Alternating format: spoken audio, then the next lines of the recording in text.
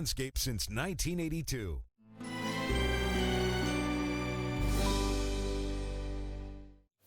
A team is racing to build the ultimate cruise ship, but it has extreme engineering challenges. Yes, I'm worried. It could lead to disaster. We cannot miss our target. Building the ultimate cruise ship on Nova. Tonight at 8 on Arizona PBS. Explore new ideas and new worlds here on Arizona PBS, a community service of Arizona State University. If you are 60 or over, consider a charitable gift annuity with Arizona PBS. A charitable gift annuity will provide you a steady stream of income during your lifetime and also help ensure that Arizona PBS is available for future generations.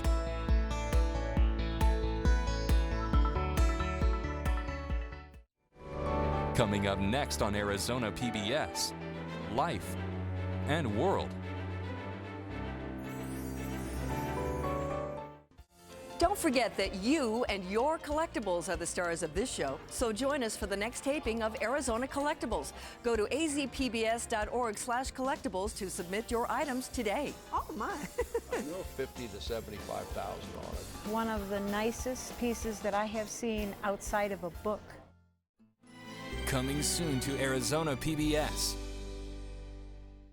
I'm Chef Mark Tarbell. Join me for a brand new episode of Check Please Arizona. Mushrooms and avocado and fried plantains, and it was really good, yeah. Kimchi fried rice. Oh my gosh, it was incredible. Looked like someplace it was going to be a lot of fun. Everybody told me that you can't go there without trying them. It was amazing. You and your husband, I'm right there. Yeah. It was delightful. I really enjoyed trying something different.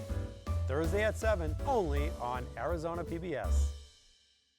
Support for Arizona PBS comes from viewers like you and from Deanne Griebel, now with Moores & Cabot Investments, serving investors since 1890, proudly supports quality programming on 8 Arizona PBS, 480-725-9602. From the Cronkite Studios in downtown Phoenix, this is Cronkite News. President Donald Trump made a big announcement coming straight from the Oval Office today that directly affects Arizonans, while plans are in the works that could create thousands of jobs in Chandler. And how some Valley residents are able to control their home with just the touch of a button.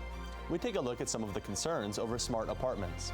Plus, this training program at Turf Paradise helps put less stress on the horses. Cronkite News starts now. Good evening and welcome to Cronkite News on Arizona PBS. I'm Anthony Mitchell. And I'm Veronica Acosta. Thank you for joining us. Intel CEO Brian Krzanich met with President Donald Trump today, where he announced Intel will be investing $7 billion into Fab 42, a vacant factory in Chandler. Brian called a few weeks ago and said we want to do a very big announcement having to do with our country, but also having to do mostly with Arizona and the jobs and the great technology that will be produced. And to be able to announce our $7 billion investment in our newest, most advanced factory, Fab 42 in Chandler, Arizona. Intel says Fab 42 is expected to be the most advanced semiconductor factory in the world, and microprocessors created there would eventually power data centers and millions of smart devices worldwide. It'll take about 3 to 4 years to complete, and Intel says it will directly create approximately 3,000 high-tech jobs for company-hired engineers and technicians. But Intel says indirectly, Fab 42 could lead to 10,000 total long-term jobs in Arizona. This investment is a revival of a similar announcement made by the company in 2011. Alexa Arms is live in Chandler with the latest. The factory has been sitting idle for years, but Intel's CEO says President Trump's support for tax cuts and deregulation have helped move things along. Of course, this isn't the first time a president has championed an Intel investment. You may recall President Obama's support the company's promise to build the $5 billion Fab 42 in 2011, and even visited the plant site in 2012. But the plant never went into full operation because of changes in the industry. Now, the project is back with an additional $7 billion investment. And this afternoon, the Chandler mayor expressed his excitement in sealing the deal, saying it's like the Super Bowl for his city. Investment by Intel as validation that Intel wants to remain in Chandler and remain in a city that is financially stable and very proactive. The mayor also told reporters the project is also expected to bring thousands of construction jobs to Arizona. It's been almost a year since the death of Supreme Court Justice Antonin Scalia. Circuit Judge Neil Gorsuch was nominated last week to replace Scalia, but that nomination first has to make it through Senate. Cronkite News reporter Tyler Finger reports from Capitol Hill tonight. Judge Neil Gorsuch made his rounds on Capitol Hill today a little more than a week after being nominated to the Supreme Court, and one of those stops was at Arizona Senator Jeff Flake's office. After that handshake, Senator Flake is more confident than ever that Judge Gorsuch is the right man for the job. After meeting Judge Gorsuch, I feel even better about him. The closed-door meeting lasted nearly 30 minutes. Afterward, Flake said he feels the judge has the right temperament. I've been a fan of the opinions he's written, the philosophy he has, and after explaining it again to me, I certainly am more supportive. Judge Gorsuch was set to meet with 7 senators today, 4 Republicans and 3 Democrats, in his attempt to win support on the Hill. Many Democrats are still upset at the way Senate Republicans refused to consider former President Barack Obama's choice for the Scalia vacancy. Judge Merrick Garland never got a hearing. Flake says he likes how Judge Gorsuch handled the situation. I was impressed that his first call after he was named was to his friend Merrick Garland, just out of respect. The Democrats have threatened to stall or even block the nomination, but as of now, no votes have been scheduled. On Capitol Hill tonight, Tyler Finger, Cronkite News. The future of Trump's travel ban is in the hands of 3 judges. The Ninth Circuit Court of Appeals panel heard arguments last night. Trump said the arguments made during the hearing were disgraceful. The judges are expected to make a decision soon. And leading up to the decision, an Arizona woman who feared deportation due to the ban has officially been arrested by immigration authorities today. Guadalupe Garcia de Rayos came to the U.S. when she was 14 and was arrested during raids by former Maricopa County Sheriff Joe Arpaio. Each year since her release, de Rayos meets with ICE officials for a hearing, which was scheduled for today. Her lawyer says that Trump's orders are meant to split families apart. I am heartbroken. I feel for Aaron, for the children, and this is exactly what President Trump's executive orders were meant to do, to separate good families, hardworking people, people of faith, people who are raising their children to do something excellent in this world, and to separate them and tear them apart. The mayor of Mesa and the congressman of De Rayos district wrote letters to Immigration Services asking that she be allowed to stay in the country. Her lawyer said that officials are still considering a stay of deportation. The Senate is headed toward a vote this evening that's expected to confirm Alabama Senator Jeff Sessions as Attorney General. The vote comes after lengthy debates where GOP leaders defended Sessions as honest and fair, while Democrats questioned his civil rights record. Ahead of tonight's floor vote, leaders have been holding round-the-clock speeches today in opposition of Sessions, including Democratic leader Elizabeth Warren. Proposed legislation could have serious ramifications for citizen ballot initiatives. I went to the Arizona House of Representatives to learn more about House Concurrent Resolution 2002. The legislature undermined the will of the voters in the 1990s. The voters said no more of that, and then put in Prop 105. But the will of the voters is under attack again. HCR 2002 has its sights set on the repeal of a citizen-sponsored Voter Protection Act. The Voter Protection Act that the bill aims to repeal, or at least partially repeal, was passed in 1998 under Proposition 105. Since then, it has been used to prevent the legislature from diverting funds or altering any way a citizen initiative. Rather than view the act as a handcuff, Representative Ken Clark thinks his duty is to protect the will of the voters. Either way, it's a bad idea. Because the public is clear about this. Poll after poll shows the public wants to have its ability to affect policy in Arizona. This is what makes Arizona different than other states, is that we have that right of initiative. A citizen initiative passed last year increases the percentage spent on education from the Arizona Land Trust Endowment Fund and will raise $3.5 billion over 10 years. John Hartzell of AMA explains how it could be affected by the proposed repeal.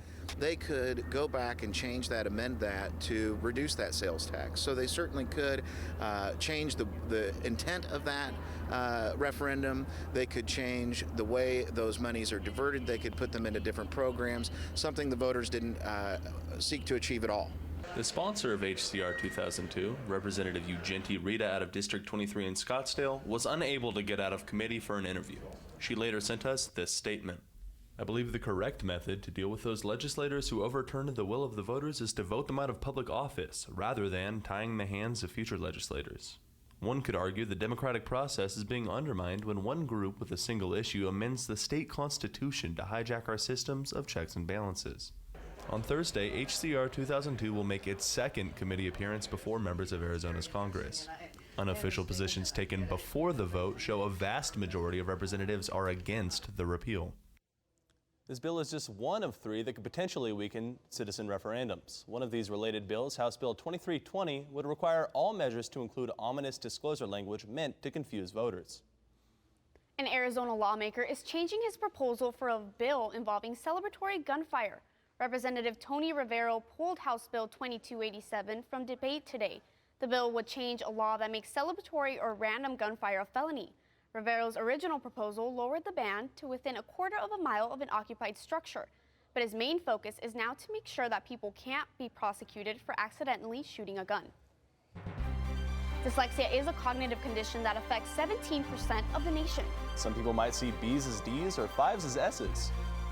Coming up on Cronkite News, how Arizona lawmakers are trying to increase resources for students diagnosed with dyslexia. Plus, how one project in the Valley is helping get disconnected youth off the streets and back in school. I'm Scott Pelley, anchor and managing editor of the CBS Evening News. In our changing media landscape, it is crucial for journalism education to ensure a commitment to the truth, unbiased reporting, strong ethics, unwavering fairness, and above all else, accuracy. These are the hallmarks of ASU's Walter Cronkite School of Journalism and Mass Communication. It's a place where students can innovate and transform the news industry while always upholding the values of the school's namesake. The Cronkite School at ASU, preparing the next generation for a stronger future of journalism. Discover so much more at azpbs.org/schedule, where it's easier than ever to find out what's on Arizona PBS. Access interactive digital and printable program guides, repeat times, and full episode descriptions. Watch program previews of best bets for the coming week. Search by title to find your favorite shows. You can even add programs to your calendar and get email reminders when they're about to start. It's easier than ever to find out what's on Arizona PBS. Discover so much more at azpbs.org/schedule. When you want to be more connected, friend us on Facebook, follow us on Twitter, watch us online.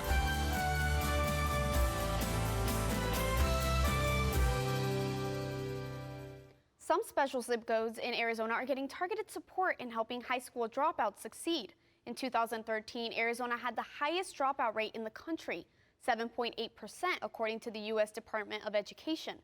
Though that's dropped to 3.4%, certain counties have higher spikes. Reporter Kaylee Nassif tells us how the Zip Code Project is helping disconnected youth get back in school. Teenagers drop out of school and become disconnected for a variety of reasons: homelessness, teenage pregnancy, mental or physical disabilities, immigration status, or even trouble with the law.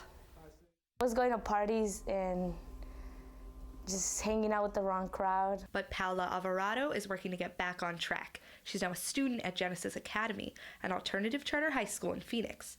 Alvarado is just one of the young adults that Genesis Academy helps every day. There is no student that we don't know their name.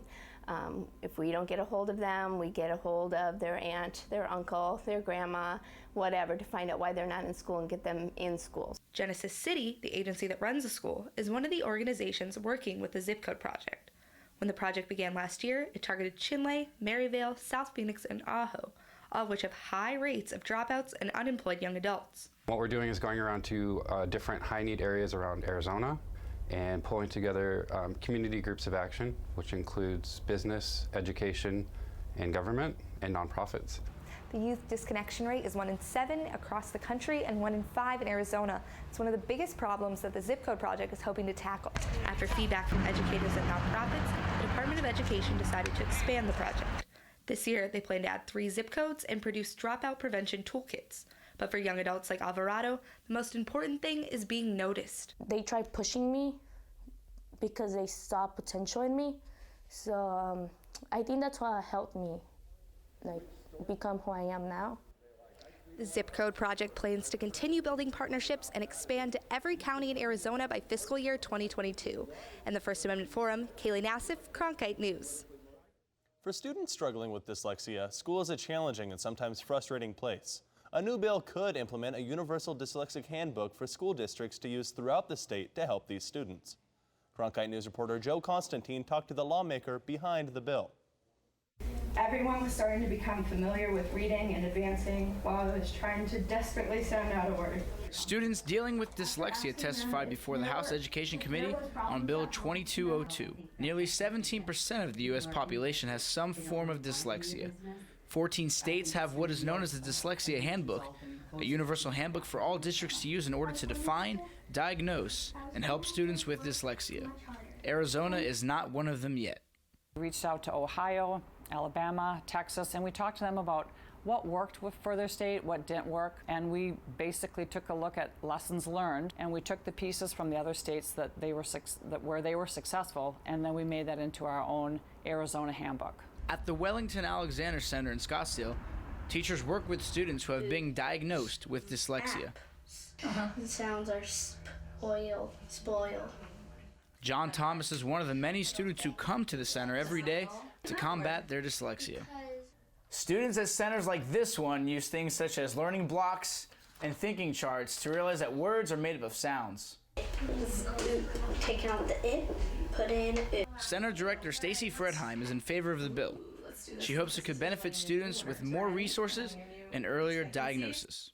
As a community, really will be better served if our schools have a common definition of dyslexia and have some resources in their tool bags of being better able to recognize the signs and symptoms of dyslexia.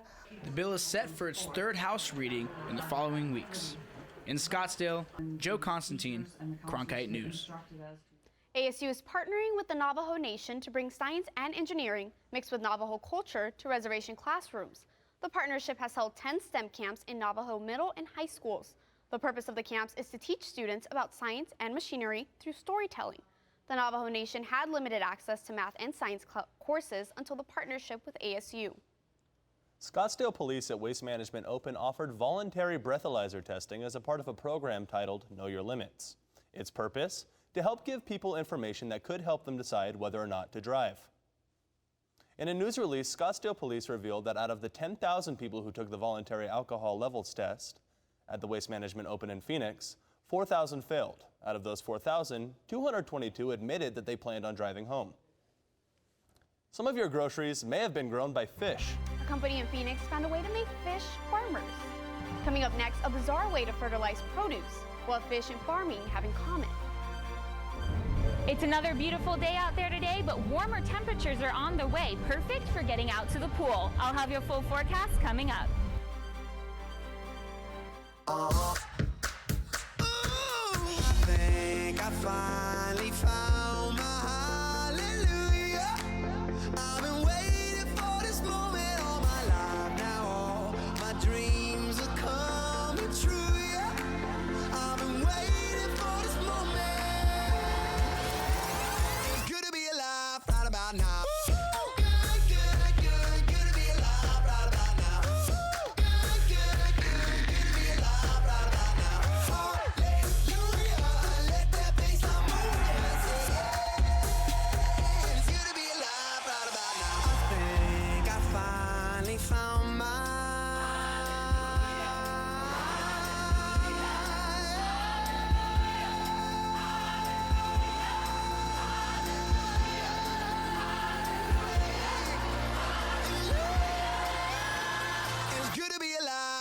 nah, nah.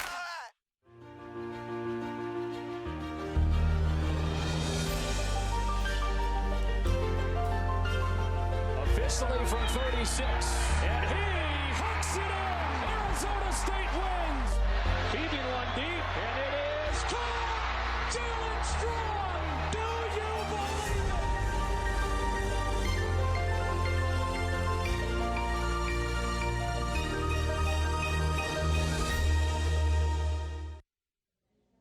According to a recent study, 81% of consumers are aware of smart homes, but only 26% want one. Cronkite News reporter Farai Bennett takes a look inside where many residents are adapting to their home technology. When it comes to finding new tenants at Vistara Santan Village, Tamara Cade has technology on her side. She says the Gilbert Apartments are among the first tech smart complexes in the valley where everything is controlled with the touch of your phone. I believe the idea came from our ownership group, partnered with Claire Controls, in order to make, a smart home come to the apartment industry, just to make people's lives a little bit easier. Within the click of a button, you have automatic access to your thermostat, lights, locks, and even music. It's for everyone every day.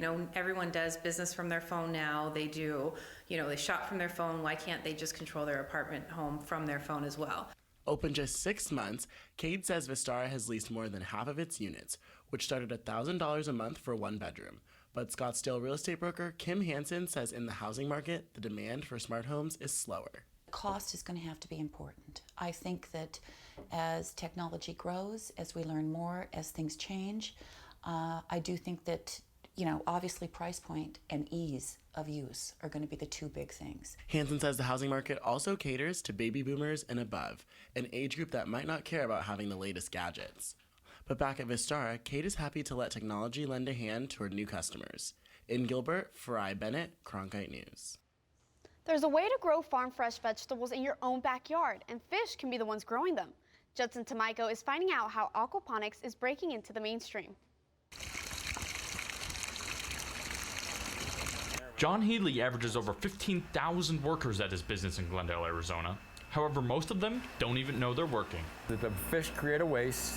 And through the nitrogen cycle, if you remember your high school biology, that waste is converted into nitrogen, and that nitrogen fertilizes the plants. Plants remove the nitrogen from the water and give fish back the clean water. After discovering aquaponics 7 years ago, Healy started his own business helping others enter the world of farming with fish. Aquaponics actually uses no dirt at all, instead using a small rock-like medium that requires no composting, no rototilling, no fertilizer, and no pesticides. Now, while aquaponics is more water and space efficient, it isn't designed to replace 100-acre farms. It's designed to supplement them and give food sources closer to urban communities. Dr. George Brooks Jr., who started his own agricultural technology consulting firm, believes aquaponics is about to be commonplace in the valley. The city of Phoenix wrote in their general plan that they want to have urban farming. What we need are high-tech methods that are low cost and highly efficient that will allow this to happen. And aquaponics, in my opinion, will be one of those methodologies to make this new green revolution work. For people interested in growing plants using aquaponics, Dr. Brooks teaches a class at Mesa Community College. Aquaponics material suppliers have their own classes, and there's even free online books about the topic. This is a way of the future. As for Healy, he recommends the new aquaponics grower start small, grow big, and don't over-engineer it. In Glendale, Judson Tamaiko, Cronkite News. It's another 70-degree day in the valley today, but a heat wave is on its way. Lauren Hornberger is in the Weather Center tracking how the temperatures could impact your plans.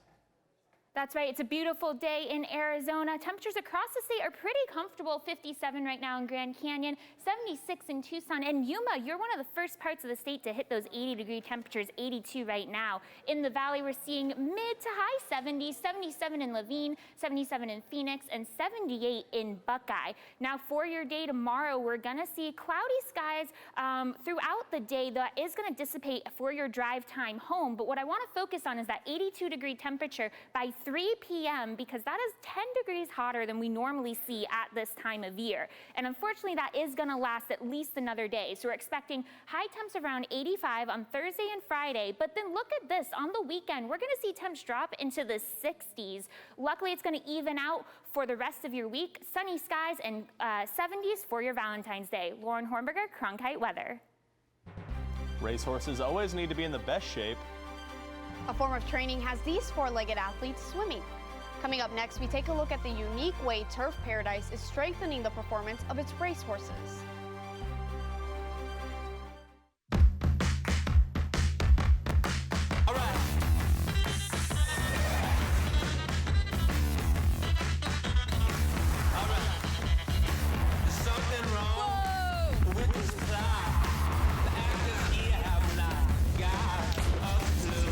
Fascinating.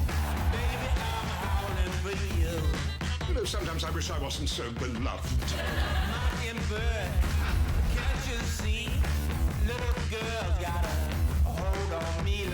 Wow. Baby, I'm howling for you.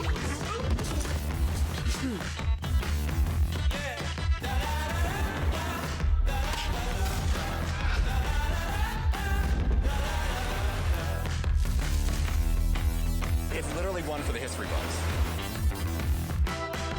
Enjoy.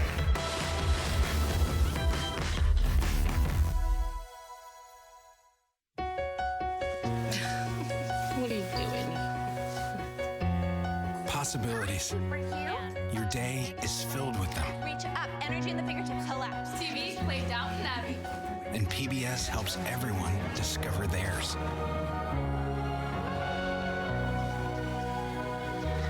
Anytime, anywhere. Up in the sky, you can see it.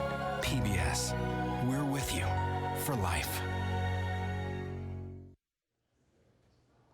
Runners might use pools to relieve muscle aches and pains. The racehorses can also find healing underwater. Cronkite News reporter Troy Lynch went to an equine pool to see how these horses work out. You're okay right there. You're all right. 17 years ago, Turf Paradise installed an equine pool to help train their horses for races. This just extends their life and their racing career so much. But it's still got to win, you know. They still got to take care of them and their legs got to stay tight and everything like that. But this extends their life a lot. This equine pool is 14 feet deep, and it's one of the only ones that you can find on a racetrack in the Southwest region. The point of the equine pool is to relieve pressure and stress on the horse's muscles and joints, which means better cardio when it comes to race day. All you do is swim, and you actually you enhance their lungs.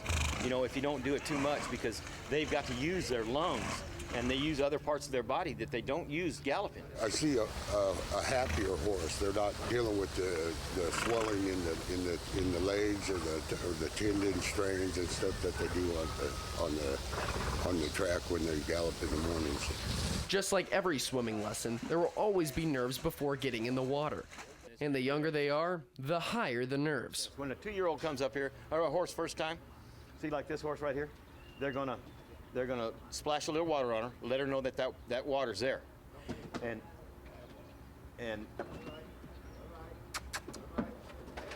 we don't want that. We don't want that. But after a while, the horses love it, and the owners love its benefits. In Phoenix, Troy Lynch, Cronkite News. Cronkite News is proud to be the news division of Arizona PBS. Here's what's coming up on Arizona Horizon and PBS NewsHour. On the next Arizona Horizon, state lawmakers join us to update the legislative session, and the mayor of Yuma offers his perspective on the president's proposed border wall. That's on the next Arizona Horizon. I'm Judy Woodruff. On the next NewsHour, I sit down with House Speaker Paul Ryan to talk about his agenda and the first weeks of the Trump administration. That's Wednesday on the PBS NewsHour. That's it for Cronkite News tonight. Thanks for joining us. For top Arizona stories anytime, go to cronkitenews.azpbs.org.